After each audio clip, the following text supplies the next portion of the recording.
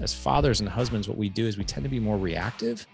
It's like, oh man, this we're now in this stage. I didn't really see that coming in. It's here. Now what do I do? It's like, boom, it's not just trying to like scramble to get that under control. But when you have somebody who's ahead of you, or a community of people who are ahead of you in these things, dude, it makes life 10 times easier. And it makes it so much more fulfilling, because now you have it's like seeing the Matrix. It's like, okay, my son's going to be 16. He's going to be behind the wheel of a car at the end of March. These are the things that I really need to be looking out for. Who are his friends that he's hanging out with? Are they drinking? Are they smoking weed? What kind of girl is he dating? Are they going to, is he going to be at a party? Is this girl want to get in the backseat of the car with him? I need to start talking to him about preventative things, right? Like all these conversations need to start happening now, and not after the fact when he's like, oh yeah, Dad, I drank and drove last night, when you could have gotten ahead of those things. So, and this is no different.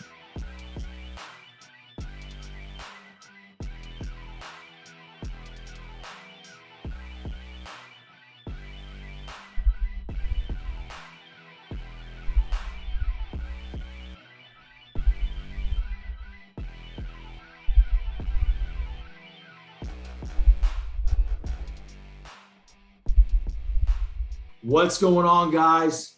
You are here for another episode of the podcast, The Determined Society. Today, I have a very special guest, someone that I truly look up to. I've been following for a little bit over a year now.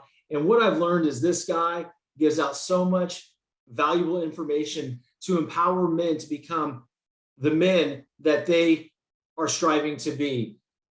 Amazing husbands, legendary fathers, empower them in their mental, emotional, physical, and spiritual journeys. I have with me an author of 2 books, a husband, a father of 4 energetic boys, the creator of the podcast, The Dad Edge, Larry Hagner. Thank you so much for being here today, man. I'm excited. What is going on, man? It's good to see you. Thank you so much for the amazing intro. And yeah, energetic. That's definitely an adjective, man. It's like a frat house around here. Dude, it's funny because, I obviously follow you on all the social platforms, and I have a son. I have 3 kids. I have a son who's 8, a daughter who is 5, and a daughter who is 3. And energetic is chaotic. It's controlled chaos in my household. And I look at you and I admire everything that you do and the information you put out there for men and young fathers, because it's super necessary. And, when you talk about that adjective energetic, walk me through that. Cause I watched a video of your household last night. I was like, oh my gosh, this guy, it's amazing. That is a typical night, my friend. So yeah, I have 15, 14, 8, and almost 6 now. I'll have a 6-year-old as of 2 weeks. So yeah, like our Sunday yesterday, we just really enjoyed, some family time with the boys. And basically we hardly left the house the entire day, except for me and my 14-year-old went to go train yesterday. And literally we were watching football as a family. We had Connect 4 out, we had Uno out, we had Trouble out. My other son's doing homework. My other son is doing drawing. My other son is playing this other game where he's trying to, I can't remember. I think it's called Traffic Jam, but it basically, you have to get this car out of traffic, but you have to use your mind and logic. You can only move things certain ways. And it was just mad chaos. And we got the dog in there too. And it's loud, and there's dishes everywhere. There's stuff everywhere. There's food everywhere. And it's just that's our house. It literally looked like a frat house last night. So yeah. No, it was awesome, man. I saw all these games. I saw the game on in the background. You're almost, I would think, what is it? Your almost 6-year-old was just mowing down on popcorn on your couch. And, those are moments that, those are the moments that you look back on and realize those were actual memories. Yeah. And at the time, it's like, I know how I would be. I look around, I'm enjoying the control chaos of the family. I'm looking around like, oh my gosh, I'm gonna have to clean this up in a second. Right. Mm-hmm. But the reality is kids, they're not going to remember how clean their house was. They're not going to remember how regimented everything was. They're going to remember all the cool memories that they created with you and your wife. That is so true. They don't, and I was just having a conversation with another guest who came on the podcast last week, and he was joking around saying, like, I don't even know if my kids know exactly what I do, nor do they probably even really care. Like, they just want to know, like, hey, am I around, like, at nighttime? Like, what do our conversations look like? Do we spend time together? All those things. And yeah, my wife and I are pretty tidy people, like, we try to keep the house clean. It's virtually impossible. It's like a treadmill of dirt at all times, that you're cleaning up. But my wife and I have talked a lot about this, and that is, it's memories over a clean house, right? Now it's still orderly, right? There's still, but at the same time, this is what we keep saying. There's going to come a day where there are no more shoes on the ground. There's going to come a day where there are not backpacks on the ground and popcorn in between your couch cushions and socks on the floor, and no kidding around. I say this out loud, sounds crazy. Half-eaten peanut butter and jelly sandwiches on the bathroom sink. I don't even know how those get there, but they got there. And, our house is going to be quiet, and our house is not going to be loud, and it's going to be clean. And I'm not looking forward to that at all. In fact, I got a really heavy dose of that a few months ago, where my wife, I think my oldest son was, he was like off with friends, and then she had the other three boys at her parents' house, and she's like, hey, enjoy your time, here at the house. And it was the first time in years, my house was quiet. Like, I mean, really quiet, to where, like, I was like, oh, I just watched TV. I turn on the TV. And what I realized going through the TV is I was like, I don't know any of these shows that are on, not one of them. And a movie, like, I can't remember last time I knew the latest movies that were out. And I found myself, like, literally twiddling my thumbs. And it was one of the most uncomfortable feelings that I ever had. So that moment of silence that we all yearn for, right? When our kids are just so loud and it's crazy and it can be obnoxious, it can be annoying, is that the sound of silence is deafening and it's lonely. And it gave me a real smack in the back of the head of, like, I'm going to turn around and this is going to be my life. And I can either be annoyed, right, with all the craziness and the chaos and the popcorn and the half-eaten peanut butter and jelly sandwiches on the bathroom sink, and, or I can embrace it and enjoy it. And because to be really honest with you, this sounds like super simple, right? Mm-hmm. The shit that happens in my house is hilarious. Like, if you look at it that way, it can be hilarious or it can be annoying, right? Or it could be both. But if you really look at through the lens of, like, oh my God, this is, like, really comical, because there's only going to be a few seasons of my life where, I'm going to walk past my 14-year-old and he is literally going to tackle me, and I'm going to fly over the back of my couch like I did last night. And we're both laughing our asses off. And my wife is like, my God, would you two stop it? Like, right. And the dog's barking at us. And I'm like, this is the best, man. This is the best. That's some cool shit, man. Because, I'll be the first to admit, right? I will be the first to admit that, a lot like you, when you had your first child in 2006, my son was born in 2013. And I quickly realized, I don't know what the hell I'm doing. And this whole time, I'm sitting here every single day as a father and as a husband, I'm learning throughout these moments. And there's certain moments where I fall short of that, just allowing the joy of what's happening, like you getting tackled, right? There's times, like, if my son jumps on me or my daughter jumps on me, and I'm in this zone to where I'm super worried about, building my business. Who do I have on the podcast tomorrow? How many coaching programs have I sold today, or whatever it is? I'm going to miss that moment. It's very true. I'm so done with that. Like, it was one of the biggest reasons when I was just like, oh my gosh, I'm going to reach out to Larry and see if he responds, because I perceive you as a dude that truly does have it together in that category, right? What's that journey been like for you?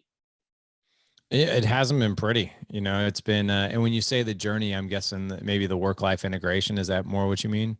the work-life integration and the ability, because, I've done my background, I did my homework, right? And early on, the patience was slim, quicker to anger. And I feel like that's something that I've been working on the last few years. Right? Sure. Yeah. And patience, here's the interesting thing. Patience. So we set ourselves up for failure as fathers and even parents, really. Women are not, they're still included in this category. Right. Mm-hmm. But if you really think about what patience is, first of all, we set ourselves up for failure because we have this perception. I don't know where this perception actually really comes from. I honestly, I have a theory on it. And I think the theory is that being a good father is so intimate to us and it's so important. Like, listen, a guy can take or leave a job, right? We actually have a pretty heavy identity tied to what we do as a living as men, but we tie way more of our identity to how we show up as a husband and father, right? But we're pretty quiet about it, meaning like it's insanely important to us, right? But yet we don't necessarily know how to navigate it to optimize it, right? So we're kind of quiet about it. We're kind of like stealth about it. Like, maybe I'm going to try this. Like, man, this is like really, really hard. I don't want to tell anybody it's hard. At the same time, like I really want to do it well. I don't know really what that even really looks like. So we have this perception when we become parents that somehow, some way, patience is supposed to naturally just come easily. Right. Well, it's our kids. I love them. I should be patient with them. And if I'm not, I'm a broken, horrible, weak man. Right. That's not true at all. It's not true at all. Patience with your kid. I had a really good friend of mine. He's also one of our coaches, runs one of our call teams in the Alliance. He said, when your patience runs out, that's usually when your skill set of whatever it is you're dealing with has also run out. And that's very true, right? You're frustrated with what's happening externally. Like maybe your kid's acting out, right? Or they just talked back to you, or they just did this or that. And now you're like, oh crap, I don't know what to do about that. And then like all of a sudden, then we're triggered internally. It's like, I'm not really sure what to do about that, but I know I'm getting angry, getting very, very angry, and I don't know what to do. So therefore, boom, it just comes out in like a controlling sort of rage, right? Yeah. And what we don't really realize is that patience is no different than emotional resilience. It's just packaged up and branded just a little bit differently. So there are ways, all the Navy SEALs I've had on the podcast, all the special operators, all the mental tough coaches, they all, if you really look at what they have said in the podcast, is it's all the same themes. You can't expect a Navy SEAL to be put right into battle, going from just a Navy, whatever he is. I'm not sure what the rank is. And then he's a SEAL the next day. And then you put him in this hardcore mission and suddenly he's supposed to be incredibly mentally tough, emotionally resilient, and even physically up to the challenge without going through buds. Like it's all through buds that he starts to learn, like, oh my gosh, it's all about team, right? It's all about asking for help when I need it. It's all about, in order for me to dig deep, I have to test myself to know that I can actually be resilient in this space, right? And being patient with your kids is no different. So I'll give you a quick example here. And this came the variety of things that I teach. There's 7 skill sets within patience that I teach, and all of them just sort of came from different avenues within like these special operators or mental tough coaches and whatnot. So in other words, in order to be resilient, right, or to practice more resilience, you've got to be very guarded about what it is that you're going to consume or take in, right? I'll give you a great example. Most people, they use their phones, right, to wake up in the morning. They set their alarm that way. All you have to do now, what happens is all you have to do is what most people will do is they will automatically start checking their phone within 15 seconds of waking up, right? You don't have to look far. I just swiped right on my phone. I have no idea what it says. And then there were 2. The FDA gives full approval to Moderna's COVID-19 vaccine. I'm not sure what that means. Why the Omicron wave has spiked so sharply and then declined so rapidly. And what's in store for the Ukraine and Russia. So it's like, I haven't even opened my eyes for 15 seconds and I'm like, oh yeah, there's COVID, right? Oh yeah. Oh, well, what does that mean? What does that mean? What does full approval mean? Does this mean more mandates? Does this mean this? Does this mean that? Yeah. And what about Omicron? Like, what does this mean? Is the decline? Is there something I should be alarmed about? All of a sudden, like I'm triggered, right? And I Right. haven't even gone to my text message to see how far behind I am there, my emails, or my boss just might have emailed me or whatever. Suddenly we're triggered. And I like to call that the domino effect. Once you're triggered that early in the morning and you're in this sort of beta state of mind, you know, when you first wake up, your brain is truly not ready for that. That's why, like, if you look at like the Navy SEALs and BUDS or even Green or any type of even basic training, one of the first things that they do is they wake them up at 4:30, 4 o'clock in the morning, and they come in like with firecrackers, like in the trash can, right? They come in banging trash cans, right? They come in with like gunfire outside their thing. They're waking people up in this crazy triggered state. So it's practice that they can be more resilient. Now, what I always tell guys is you got to be very guarded about what you're taking in that first 60 minutes of you being awake, because you can either start decimating your patience or you can start building it. So I'm a big fan of like morning routine, right? But the other thing too is there are things that we can do. One of them I teach is never ever have expectations around how your kids are going to operate. Now, I say that with caution. Okay. That doesn't mean you want your kids to act a fool. I'll give you an example that I personally fall, you know, victim to a lot. Dinner time for me is like a sacred time. Yes. It's the time where I'm not working anymore. We've all come together to gather as a meal.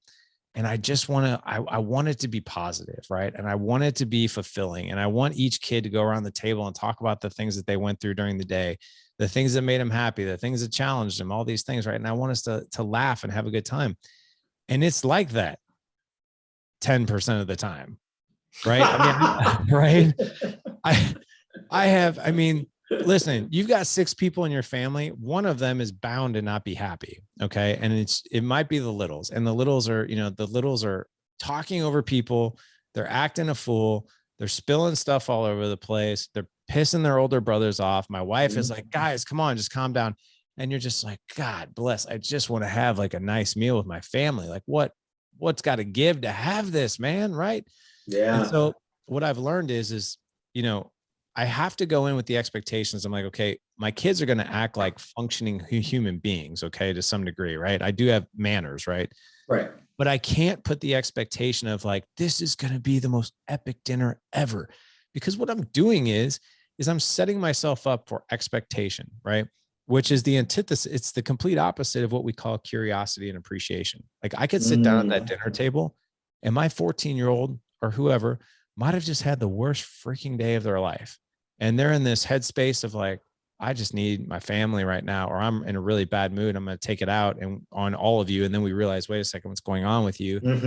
You help us understand what, you know, and then, but being tied to that expectation, I always tell guys, be very vigilant of something going wrong. Be ready for not don't expect it, but be ready for it. Right. And once you're ready for it, you'll be prepared to respond accordingly, not react because my expectations are not being met. Like when I sit down at dinner, I'm like, okay, I really hope that this is going to be a positive experience, but I'm also well aware that my 6-year-old, my 8-year-old are going to be acting like morons. Okay. And I'm going to be ready for that. And I'm going to respond and not react in a rage and be like, would you please sit down, eat your food, be quiet, right? Instead of like, hey man, like pull up your seat, you know, eat over your plate, right? But I think that you need to be prepared for things like that. The other thing too is that you also have to be very, very prepared to know skills. Like, listen, the Navy SEALs are really big on mantras, right? That when life is getting freaking horrible, right? And it's like treacherous and they want to give up. Mark Divine came on the podcast. He is, you know, he's the founder of Unbeatable Mind, and he wrote the book Unbeatable Mind and SEAL Fit and all these things. And he still uses this mantra to this day. He's like, when life is hell and I am getting cut open and salt is being poured open in my wounds, looking good, feeling good, I ought to be in Hollywood. He's like, it's that mantra that brings me back to no matter what is going on outside of me, I am anchored and I'm ready, right? I am not completely raging out, losing all logical thought and emotional resilience because of what's happening out here, right? He's like, you can't go to battle unless you have that mindset, and ours, the way we interact with our kids, it's no different. And so the good news is, I'll finish here, is that you can learn these skills, right? And if you feel that patience should come naturally to you, you're not alone. But for the love of God, Mhm. if you're listening to this podcast and that's the way you're feeling from this moment on, I want you to make an oath to yourself, all your listeners, do not put that expectation on yourself anymore. Just simply be like, hey, I just don't have this part of my life mastered yet. I'm going to go learn some things on emotional resilience and patience. And I'm going to be a student. It's not going to come naturally, and that's okay. Man, I'm going to tell you something. I'm smiling this whole time you're talking because I feel like you're literally telling me, hey, Sean, stop with your expectation bullshit. Because I'll wake up every morning at 4 a.m., right? Monday through Friday, I'm up at 4 a.m. I'm out the door by literally 4:24. I get in my truck and I'm heading to the gym, right? I got to get my workout in. I got to get my mental space in the right way. And then I'll leave the gym and I'm in this good mental space, right? I'm super creative. I'm open.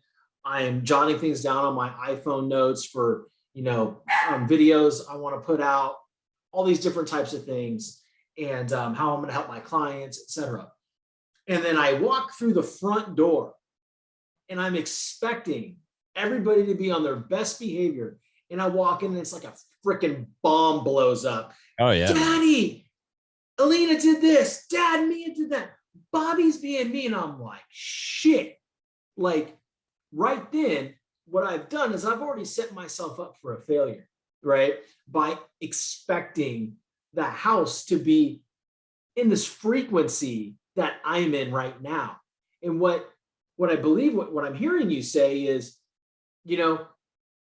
come home without that expectation, just knowing like, hey, your kids might be acting like morons and complete imbeciles when you walk through that door.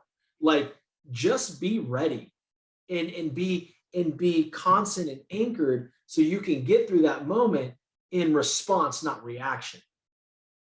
That's what it's all about, man. Just be ready, right? Be vigilant. It's like you don't kick down a door without thinking that there's going to be chaos on the other side, right? If you're in law enforcement or you're in the military, right? Quite frankly, it sounds kind of crazy, but your house is really no different. You're going to walk in the door, there could be chaos going on, right? And the minute we expect like, hey, I'm going to walk in and my family's going to greet me, it's going to be sunshine, rainbows, and unicorns and this stuff, man, you're just setting you're ready to literally just have your expectations handed to you in a bag, right? That isn't so pleasant to hold on to. Larry, this is incredible because like, I feel like just naturally I go into that space, right? To where I'm expecting, dinner time to be amazing. Because what we like to do at our dinner table, right? We sit down and we eat every night. I'm grateful for this, right? We do the grateful thing. My kids call, can we do the grateful thing? Can we do the grateful thing? And then like my son will start, my 3-year-old, like she's the boss of the family, right? She's boss baby times 100. And so, okay, I want Bobby to start. Bobby, go. What are you grateful for? And he starts talking and she starts interrupting. And then, it's just, and I'm watching this, I'm like, okay, cool. And then at one point in the meal, we all get through the grateful thing. By then I'm starving, right? And then I finally get a chance to connect with my wife and have, maybe like a 20-second conversation with her, and the kids will just not let the shit happen, right? And what I do is I get super frustrated, right? I was like, oh my God, I'm trying to talk to your mom. Like 20 seconds, can you just stop talking? And really, like, I'm just not preparing myself for that moment, right? Like really, if it's a 20-second conversation, can it wait until 7:45 when the jokers are asleep? Yeah, it really can. The problem is where I go into is like, well, I've waited all day to talk to my wife, right? Because I'm doing this and my corporate career until I'm able to do this full time, right? And then my wife is working. So throughout the day, we don't really have that time for that exchange. So, I mean, all of this stuff, man, is is hitting home, and I'm glad we're talking about it on this podcast because as I mentioned to you, the majority of my listeners are men like 25 to 43. We're all going through this. And part of my mission every single day is helping men speak up for themselves, because men have their insecurities, their limiting beliefs. They want to make more money. They want to have epic relationships with their wives and their kids. And they want to lead, as you would say, legendary lives. But we don't know how to speak up, right? And be open and honest with how we feel. So I'm loving that we're having this conversation, because I feel like so many men are going to get a lot out of this episode, listening to how you go through your day as far as it pertains to patience. Yeah. And I would love to sit here and tell you that I'm freaking fantastic at it. Right. Every day there's a mistake. Every day there's a high point. Every day there's a low point. Some days I am better at, really digging into that skill, that I used to have basically no skill at. And then there are other days where I'm not.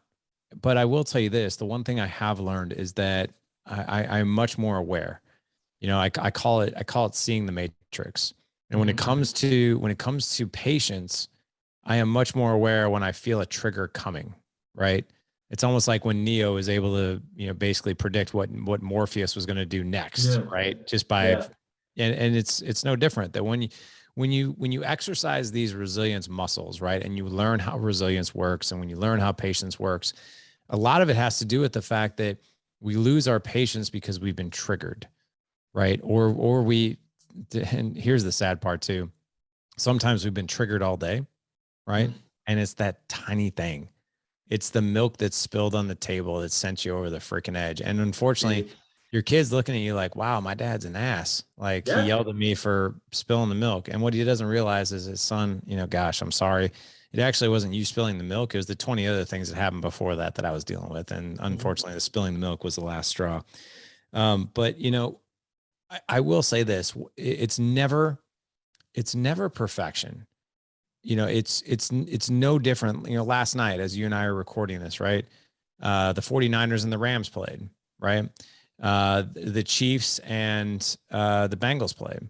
And on one of the last drives of the 49ers and Rams last night was, the quarterback for the 49ers got run down. He was getting cornered. He was either going to be sacked or he had to lob it to somebody.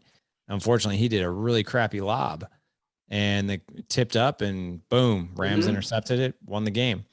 So, that's to say that, but if you look at how that guy performed throughout the entire evening, there were minimal mistakes, right? The odds of him being successful were high, right? And it's no different in baseball. It's no different than anything, right? There comes a time where, Conor McGregor knocks a guy out, and there's a time where he gets his butt kicked. It just is what it is. The secret really is to train yourself to these strategies of being more patient, more resilient. Also really understanding like, hey, what are your triggers? Like for me, one of my triggers is repeating myself to my kids. Like, dude, I hate even saying this because I sound like my own parents, but if I have to ask you to do that one more time, you're going to have your phone taken away. Or if I have to ask you this one more time, it's not going to be pretty. I don't like that. And I also don't like when, the same as you, we're trying to have a conversation, and there's always someone who's trying to speak over somebody and interrupt, right? It's like it's maddening to me. And, but I also realize that I'm triggered by those things. So when I sit down at the dinner table, I'm preparing myself. This is probably the way it's going to go, and I need to be ready for that. The other thing is this too, is that we're all human.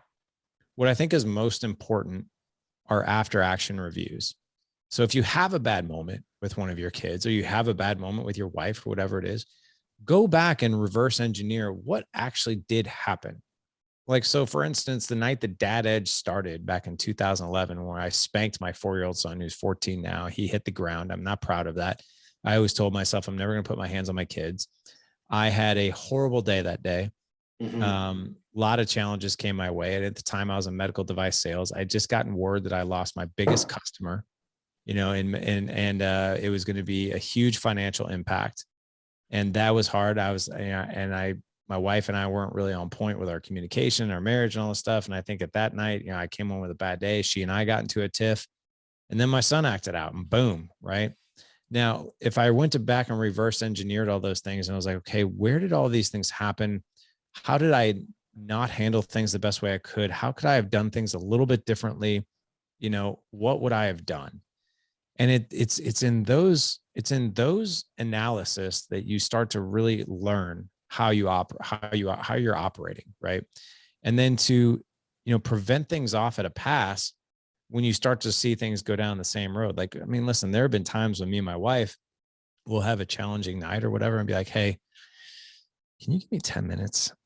Like, just give me 10 minutes. And sometimes, man, for me or my wife, it's literally going into our bedroom, me putting on my headphones and just breathing, for like 5 minutes just to catch my breath. Right. And just to do some Wim Hof breathing or just to get myself back centered. Sometimes it's like, hey, give me 10 minutes. I'm going to go for a really hard run at 10. I'll be back in 10 minutes. My wife will do that too. And sometimes it's just allowing that other person or yourself that space and that grace to be like, let me go put my oxygen mask on for a few minutes so I can come back better. Otherwise, this is just going to keep getting out of control. This is exactly what everybody needs to hear, right? And I think when you're talking about, taking these necessary timeouts, right, is it asking the right way or in a non-confrontational way? Because I think there's a lot of times where I ask, like, or I'll walk away, right? I'll walk away. Well, where are you going? I'm like, well, I'm taking time. That's not the proper way to let the mother of your children know that you're going to take time, right? True. How can I expect her to receive that well? How she sees it is her man's walking away from her. What she says or what she's feeling is not important to him. And really, the better way is to say, hey, listen, let me take 10 minutes. I'm going to put my headphones on. I want to breathe a little bit. I want to come back better. Why don't we do that all the time? Well, the ego kicks in, right? And it's the need to be right. It's the need to want to win the fight. Well, when you win the fight or you have that need to be right, all you turn into is the asshole in that moment, right? And I truly value everything you're saying. And when you saw that hand gesture, when you said medical device, I'm a medical device. Oh, are you? I am. So I know exactly how that feels. You come home, you've been dealing with surgeons all day and a case didn't go the way, your product didn't do what it said it was going to do. And you know that it was user error, but you can't say it because they're general surgeons. And it's just like, you're blackballed from the OR at that point, right? So like, I feel that. And, I didn't start out quite how you did as far as your, the dad edge, but it's a really amazing share. And I appreciate that because, I grew up with, if you act out, you're going to get the belt. I'm going to whip your ass. And it was a lot more bark than it was bite, but, and I always thought that when I had kids, I'm like, oh yeah, I'm going to spank him. I turned out fine. And then once my firstborn was here, I was like, there's no way I'm ever laying a hand on him. And, and I still haven't, but, sometimes my reactions to them when I have a bad day is even worse because it's psychological. It's like, why is dad so mad? Why does dad not want to talk to me? Why does dad not want to play with me?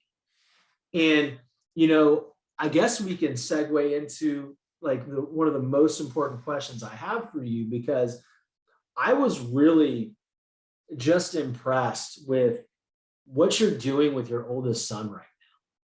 In fact, that's how I finally took that step to interact with you on your post, and then even send you a direct message, because that's one of the things that I feel that I struggle most with is getting out of my own way and the frameworks of my day to create this epic memory with either one of my children. And here you are, right?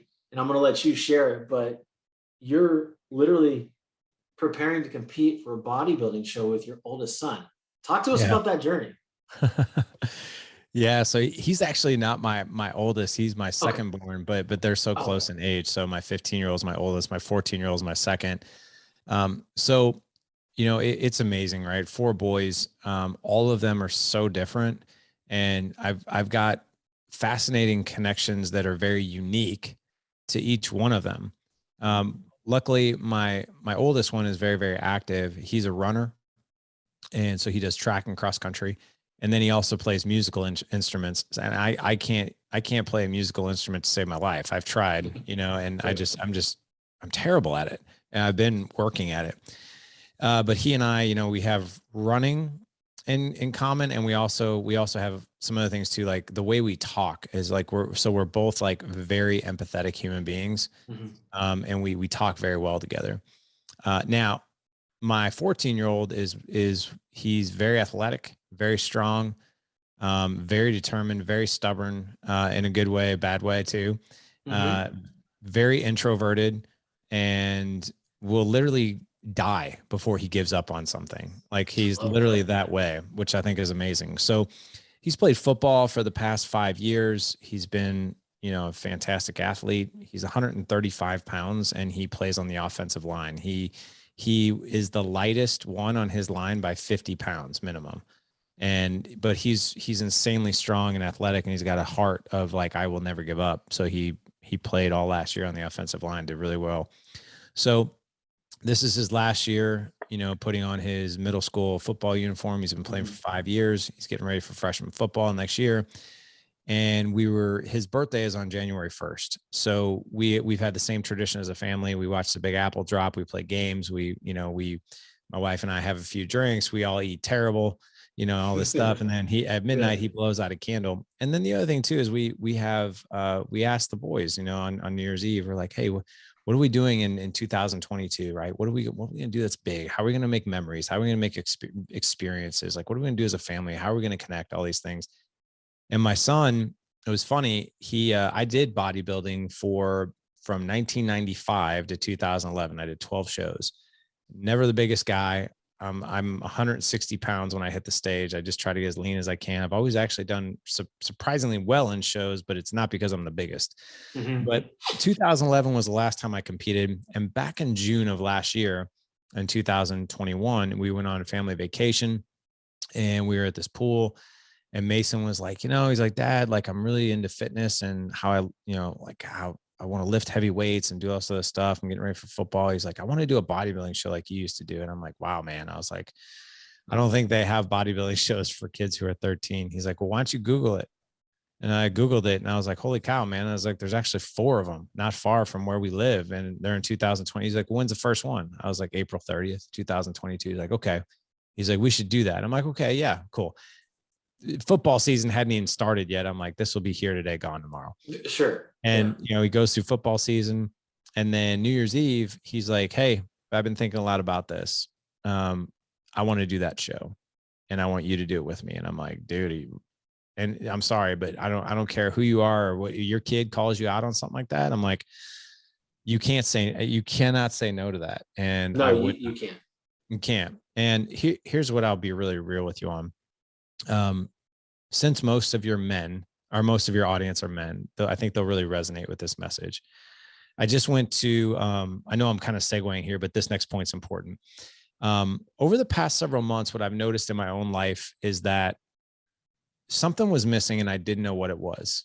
And I just couldn't put my finger on it. I'm kind of like you, I rise early in the morning, work out, do my thing. I'm always into self-care. I eat pretty clean, all these things. But I noticed there was something missing. And I went to this Squire program, which is a rite of passage. It's a 15-hour crucible for a man and his son. It's out in California. I took my oldest to it. And it's a lot. It's physically, mentally, emotionally taxing, to go through this with your son. It's not easy. But one of the things that they said is every single man, young man, old man, whatever, you need 3 things for a fulfilling life. And if one of them is missing, 2 of them, or all 3 of them, life feels really off and terrible. Every man needs a battle to fight, an adventure to be had, and a beauty to love. Now, the actual term is beauty to rescue. I don't like beauty to rescue, because I feel like if I'm going to share that point with my kids, they're going to think of a codependent relationship. I need someone I need to save. I don't save anybody. You need someone to love.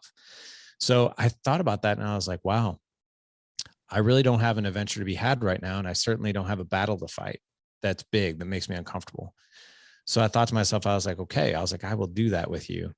And the coolest thing about doing that with him, honestly, is the 5-6 hours I spend with him pushing heavy weight in the gym. I mean, listen, I'd like to sit here and tell you I don't care how I do it at the competition, but I'm way too competitive to tell you that. And I do care, and I'm dieting hard for it. But what I really have enjoyed, and I'm filming it and I'm taking photos of it and I'm documenting it, is this journey with him, right? To see this young man like push himself, and he's pushing himself hard. I don't have to hardly do it. And to have that time with him, right? And the cool thing, I love these like subliminal messages that are being sent while we train together, because I will purposely push myself during sets to where he's having to lift weight off of me, right? I mean, like when somebody's spotting you, you're going to go those extra 2 or 3 reps, right? Or whatever it is. And when I'm doing bench press, I mean, I'll look at him and be like, I'm going to shoot for 5, you know, on this set. I'm going to try to get to 7 since you're spotting me. And I will get to the point where I cannot physically push the weight anymore. And this kid is the one pulling it off as old man. Right. And I do the same for him. And I think the message that really sends is, you know, hey, you're never too young to be a support for your old man. And as your old man, I got you. I support you. I'm here to push you. I'm here to challenge you. And I'm also here that when shit gets heavy in your life, I'm going to help you. Right. So it's been quite a journey. He's not really dialing in his diet yet. I am. He doesn't have to. He's already at like 7% body fat. So he's going to look good either way. Yeah. But it's been cool, man, to just walk this with him. I think it's impressive. In addition to everything you just said of what the subliminal message is, what it also signifies is it lets him know that you are there, right there with him, modeling the behavior that you want him to have in life. Because all too often, parents, like, growing up, you do as I say, not as I do, like all that kind of old school mentality, when really modeling is so important, right? Our children are going to grow up and do and be and have the way that we associate and project onto the world. And you're right there doing it with them. And it's impressive. And I'm not, and I'm honest, I'm watching the whole thing. Right. I'm watching your weekly progress pics, dude. You're getting shredded. I'm trying, man. The body is a little bit more stubborn at 46 than it was at like 36. Yeah. But, I feel you on that, man. I'm 43 and it's like, it's just that way. Yeah. There's really no explanation in the scientific, or what they say is once you hit 40, it is. Right. It's impressive, man, because the launch pad of the conversation was, basically making epic memories with your children. That's what this is about. And we cannot do that without patience, right? Without preparing preparing for that moment when you walk through the door where it may not be what you expect. And then also to get inside your children's heads in a sense, and I don't mean that in a bad way. I mean it in a way of like, every one of your children, Larry, like different things. And you're finding a way to build memories and relationship in their own way. Yeah. It's differential. And I think it's so important. We cannot parent our children the same. They're different human beings. Totally different. Yeah. And I think you have to really, I know one of the things you want to talk about was like how you create like these memories, right? In these moments. And there's a few ways I think is so important to be able to do that. And one of the ways we go about it, and it's right in line with doing this bodybuilding show, is experiences over stuff. That's a mantra in our family. Experiences over stuff. I'll be real honest, man. I drive a shitty car. Yeah. I should say this. My 15-year-old's getting ready to drive in a month. So for the first time in my entire life, I went ahead and bought a new car.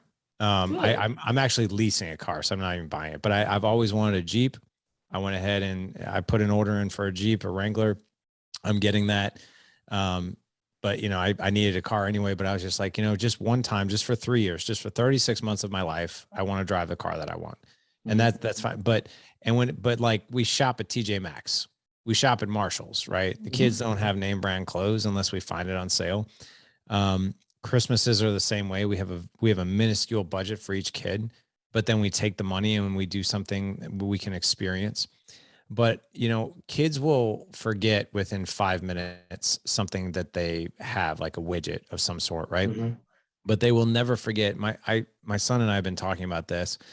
Every time we train, we're like, let's go in this gym tonight, and let's leave it all out. Leave it all out on the bench or the table. Let's leave it all out there, right? Yeah. Because when you're 60 years old, Mason, and I probably won't be here. Maybe I will. I don't know. But you're going to remember doing this show at 14, us together, right? Mm-hmm. And we're going to remember putting in all the blood, the sweat, the tears, and everything that we had into that moment that you and I got to co-create together.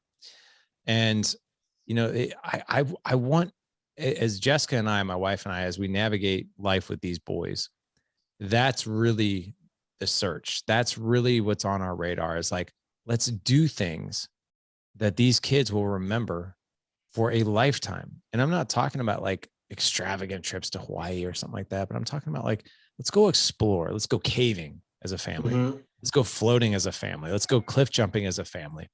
Let's, you know, let's do like, so we're also going to go, I think, to, Yellowstone. We're going to try to hit Yellowstone this year. Oh, nice. A few places in Utah. A couple of years ago, we stayed in a tiny house, you know, and we explored the surrounding area of where we were staying at. And it's just like little things like that. We're like, oh man, do you remember we did that? It was just crazy. It was so much fun.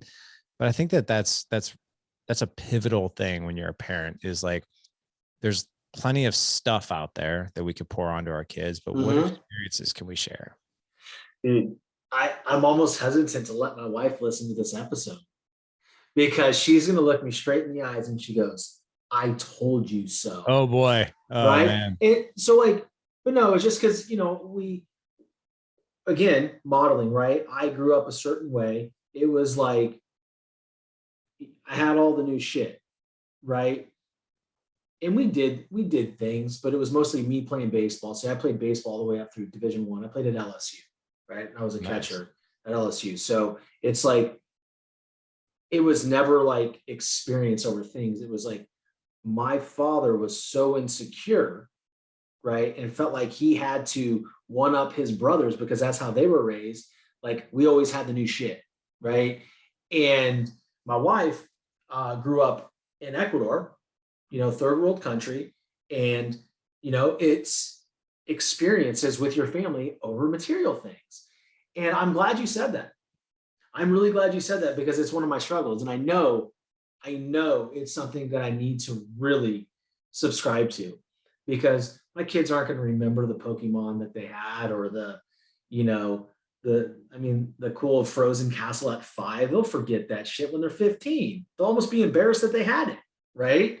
So it's like, this is all awesome. And dude, I could literally talk to you all day, and I know we're, you know, kind of running on our time budget. I know you're busy, man. You got things to do, but, you know, I have a couple more questions for you. Yeah, man. I got plenty of time. Okay, cool. Like, what's some of the advice that you could give young fathers in their journey of fatherhood, like right off the bat? Ooh, oh man, that's a big question. And yeah, and I'll answer it like this. Here's a great perspective. You're in medical device sales. Who do you work for? ConMed. Oh, okay. ConMed. Yeah. So I worked for Cardinal Health, Care Fusion. I worked for Smith and Nephew in there for a little bit too. Okay. Here's what I'll tell you. I want all of your listeners to think about what it is you do for a living, because men can identify with that really easily. We have some guys who are in the military or former military, right? We might have some guys who are cops and firefighters. We have guys like yourself who are in sales, right? Anything that we do and we do well, we've been through training, right? And we've also been what we call, you know, continuing education, right? To constantly refine the skills. I don't know about you, but when I first got my first taste in medical device sales, they certainly didn't throw me into the OR with scrubs on and be like, best time of your whole life, go figure it out. Be like, no, you need to, first of all, you need to understand what is the sterile field What does aseptic delivery mean? Why do you wear a mask this way? This is how you don a mask. This is how you put on a gown.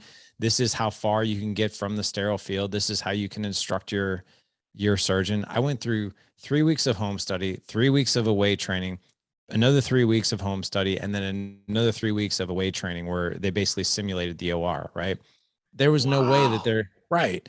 There's no way. And that was for my first gig with Cardinal Health, which was surgical drapes, gowns, bouffant, cover, all the non-sterile apparel, and then all the sterile packs and all that.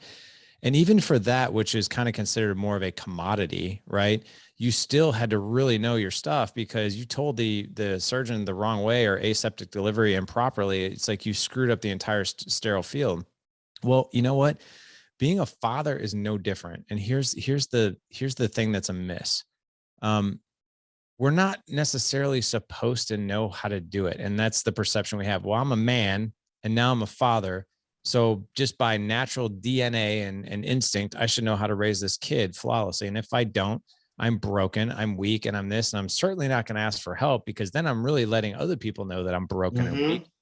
And what I'll tell you is, do away with that belief whatsoever. Like, literally give yourself a break. Understand that your profession as a father is no different as a profession you do for a living. And I want you to think about that for a minute. If you are new to fatherhood, or you're going to be a new father, or maybe you've been doing it for a couple of years and you've been struggling with it, think about what you do for a living and how much time, effort, energy, and resources you've invested into honing that craft. And then I want you to really think about how much time, effort, energy, and resources have you honed into the craft of fatherhood and being a husband. Most of us will plan for the birth of the child more than we plan on raising the child. Most of us plan the day of the wedding more than we plan the marriage, right? And that's unfortunate, because there are skills in each one of those things. There are things that you need to learn and do that are essential and critical to your success. And I'll also say this: critical and essential to your sanity. You will drive yourself completely crazy and emotionally crazy if you are just meandering your way through it, or doing it blindly, or doing it without any guidance whatsoever.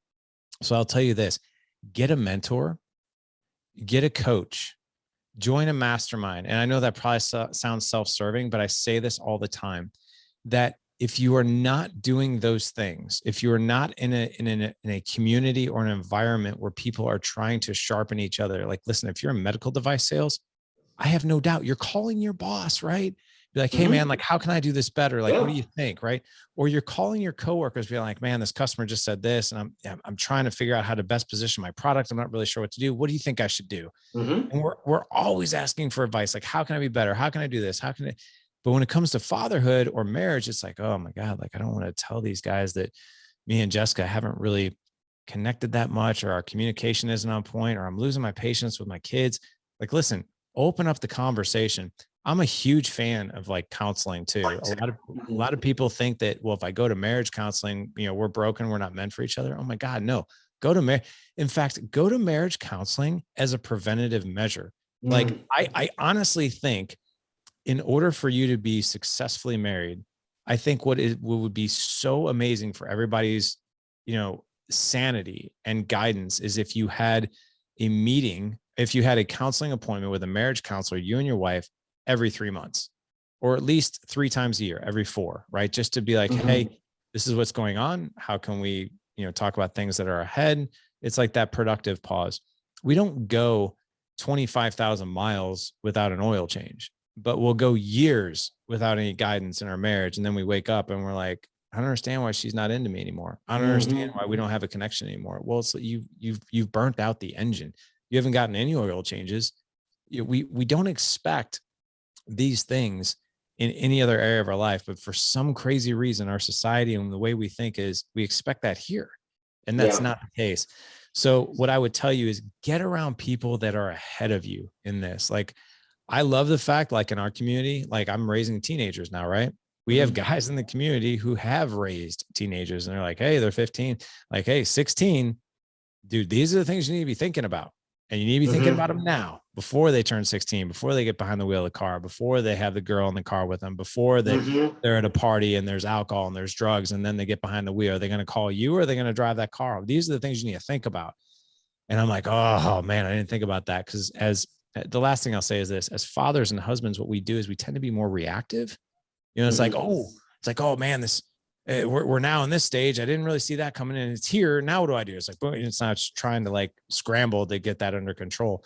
But when you have somebody who's ahead of you, or a community of people who are ahead of you in these things, dude, it makes life 10 times easier, and it makes it so much more fulfilling, because now you have it's like seeing the Matrix. It's like, okay, my son's going to be 16. He's going to be behind the wheel of a car at the end of March.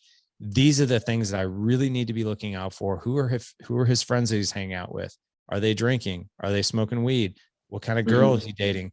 Are they going to, is he going to be at a party? Is this girl want to get in the backseat of the car with him? I need to start talking to him about preventative things, right? Like all these conversations need to start happening now, and not after the fact when he's like, oh yeah, Dad, I drank and drove last night, when you could have gotten ahead of those things. So, and this is no different.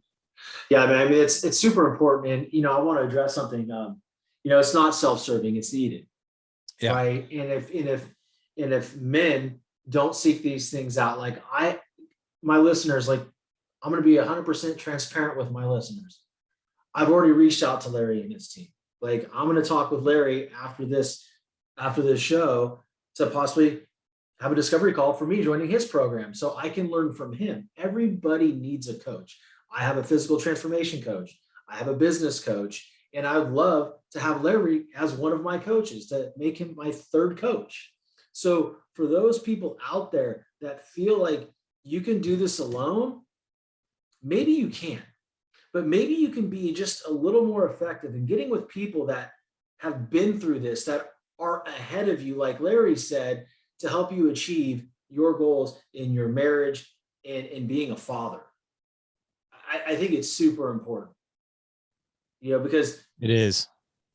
I've gone years without that coaching, right? And now I'm sitting here with two coaches because it's time. It's past time, right? I mean, I'm 43, and I'm looking to build something here. So the more people I can have in my corner that have done that, been there, done that I'm in alignment with too, guys. That's the other thing that you have to understand is finding people that you're actually in alignment with, and that their energies speak to you, and not just hire somebody because person XYZ says they have this person, or that person is super famous. We need to find people that we can connect with, that understand what we're going through, and what better way to hire coaches that have been exactly where you're at. Yeah. I totally agree. I'm a huge fan of that. And I'll share with you just a couple of reasons why. We have this quote, and it says, you can go alone and go fast, or we can go together and we can go far. Right. And then there's another quote. Neither one of these are my quotes. A guy by the name of Aaron Walker came on the show and shared this one quote, and it's, isolation is the enemy of excellence. Like, we can actually get to unbelievable levels if we allow people to be our guide, right? Or if we're allowed to be a part of if we're a part of a community where there's crowdsourced wisdom of experiences. Like, listen, I'm no different than you. Like, I practice what I preach. I'm always paying a mentor. I'm always paying a coach. Like, I've done 12 shows. I know how to diet down. And like, I have a client of mine who I basically reached out to him like, hey man, I'd like to work with you on these last 13 weeks to help me dial this in. Right. And he's a competitor. He does this for a living. He's like, yeah, no problem, man. I'll give you free access to my thing. I'm like, nope. I was like, do not do that. I was like, I know myself, and I will take it more serious if I have skin in the game.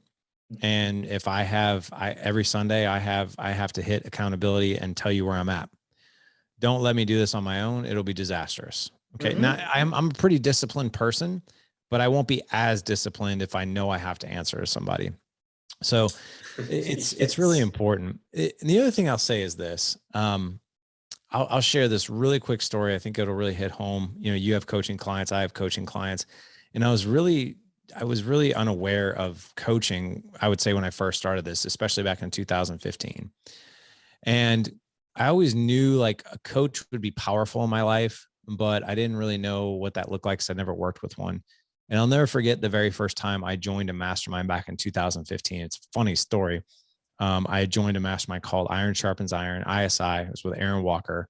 He had bought and sold, 8 different businesses over the course of his life. He's in his 60, I think he's 60 now. One of Dave Ramsey's closest friends. They've been in a mastermind for over 25 years together as participants, like the two of them. And, I really wanted some direction with what we're doing here at Dad Edge. And at the time I just had the podcast and I had no clue what the hell to do. Not a clue. And I watched Aaron. I knew he had this group, and what he basically helped was Christian businessmen grow their business and basically surround yourself with other uberly successful Christian businessmen to help them as well. So I met with Aaron, and he was just like, yeah, man. He goes, here's the deal. He's like, you can join one of our Monday groups. It meets at this time. You got these 10 guys in the group. They're all highly successful. You do really well in it. It's $600 a month. You meet once a week. And I'm like, wait, what? $600 a month. And at the time I had no revenue in Dad Edge. It's just, it was a hobby that was actually costing me quite a bit of money.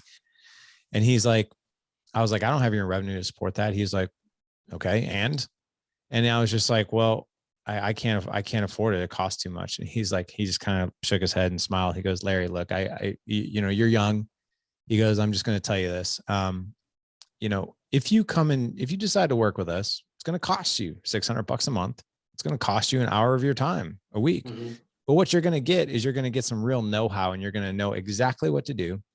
You're going to know exactly what to do next, how to build it. When you have questions, we're here for support. We're going to hold you accountable to go do these things. And in probably a year from now, your business is going to look completely different than it is now. He's like, and you could also not do a thing because you feel it costs too much. He goes, but here's what I invite you to think about. There's a cost to doing life, right? There's a cost. And he goes, and I like to think of that as an investment. He goes, but there's also a cost in not doing anything. And that's opportunity cost. And I was like, well, and at first I was like, what do you mean by that? He's like, well, here's what I mean. I want you to imagine your life 12 months from today. You and I are talking 12 months from today. You did nothing different and you just kept going.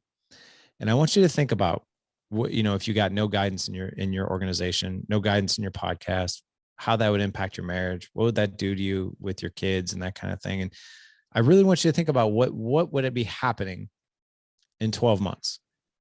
And I just kind of paused, and he goes, you got 24 hours to get back to me. And either way you land, totally fine. He goes, and if you decide not to move with us, here's what I'll tell you to do. From this day forward, look at anything that you invest in as a cost to doing something and a cost to not, because there's both. I hung up the phone. I called him back in about 11 minutes. And I said, I'm in. Because what I knew in that moment was the opportunity cost was way greater than actually being like, hey, I'm going to do this. Right. And I realized, well, Dad Edge is not going to even happen because I'm going to run out of capital. Right. This mission will completely go away, which means I'm probably going to get stuck and roped back into the same old habits with my kids, not being patient. I'm not going to constantly learn through the podcast. I'm not going to constantly share. It's going to be this massive cost. It could even impact my marriage. And that's when I knew, like, this is now an easy choice. And what I can tell you about is when you're investing in something like that, especially at the time, that felt very high to me. Right. And what I'll tell you is that it made me show up. It made me like literally have a seat at the table and want to take in as much knowledge as I could, as much action as I could, and just learn and implement. I took it very seriously. And because of that, I swear, man, without that moment, without that tough love from Aaron, I would have told well, first of all, we wouldn't be talking, but second of all, I'd be telling my friends, yeah, I had this good idea once and I let it go. It's powerful, man. And guys, I really want you taking that in, because this is a man that has created a podcast, as you heard, as a hobby, and this has spun it into creating this legendary life with his wife and his children, first and foremost. And it's become a business to someone where he coaches people, coaches groups. He's wrote 2 books. I mean, this is all in a matter of how many years? 6 years? I mean, it actually started, in 2011. So it's been 11 years, but then in 2015 is when I started the podcast. Yeah. I mean, so guys, this is something that I want everybody to take in, because this conversation with Larry has truly opened my eyes to a lot of different things, just about who I am as a person, father, and husband. And, you know, I'm looking forward to a furthering relationship, hopefully friendship down the road with Larry. And guys, hold on to people that you know can help you get to where you want to be in life, not because of their status or whatever it is, their juice, their social circle, but because they give a shit. That's the most important thing. And, you know, some of you guys are going to watch this on Spotify. You can see the video. You'll see that Larry gives a shit. For the people that are watching this on Apple Podcasts, flip over to Spotify and watch it.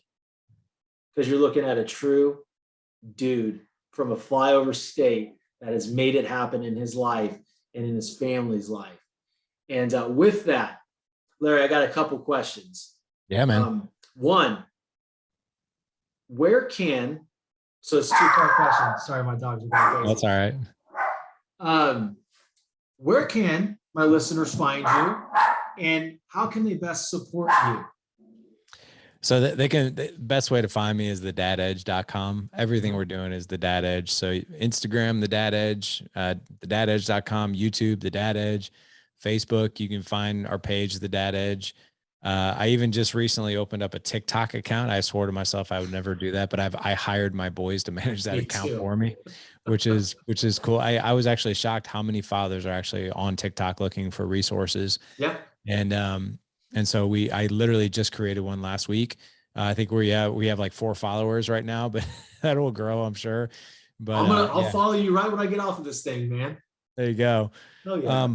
But yeah, that's the best way to find me. You know, if our mastermind is something that, you know, is on your mind and heart, we have Dad Edge Alliance. That's our flagship program. And then we also we created another program we've had now for years called Dad Edge Accelerator, which is for business owners. So we help men with their businesses. We help men with their marriages and with the experiences with their kids. We have coaches for literally all 3 of those categories in that group. I'm one of them. I'm the marriage guy. And then we actually have a CAO, which is our Chief Accountability Officer, and it's Jake Herbert. He is a former Olympic wrestling legend.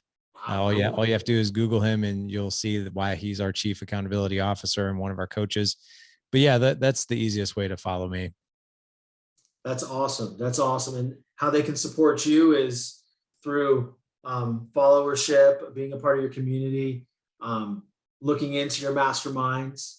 And if it's something that they're interested, fill out your application online. It's really, really simple, guys. Type in the Dad Edge onto your search engine. It'll take you right to the About Me page. It's really cool. You can learn more about Larry there, and you can find the application. More importantly, man, the most important question of the show is, how can I support you? Oh man. You know, just, you know, here's the best way you can. So here's a way you could support now, right? Which is, if you learned anything from this podcast, and obviously talking to you, Sean, or talking to anybody in the audience, I think what we forget a lot is that people watch us and people listen to us. And if we stand up and we lead, you know, so if you took anything from this particular podcast that you learned, maybe it's a skill within resilience or patience. Maybe it's just something as simple as, I'm not going to check my phone for 60 minutes after I wake up, right? And get my thoughts in my head and my heart right. Maybe it's something, but it's being able to just share one thing or share it by just simply exemplifying it, right? Because people are watching you. And then, you know, the other thing too is that, you know, we tell the guys in our mastermind all the time. And if you come and do life with us, Sean, it's no different, is that you're going to operate differently when you're in our community, right? You're going to operate differently within the workplace, within your own mentality, your own emotions, your marriage, with your kids, the whole 9 yards. And what we tell men to do is operate and be very, very proud of how you're operating, because there will be people coming up to you saying, man, what have you been doing lately, man? You just seem different, right?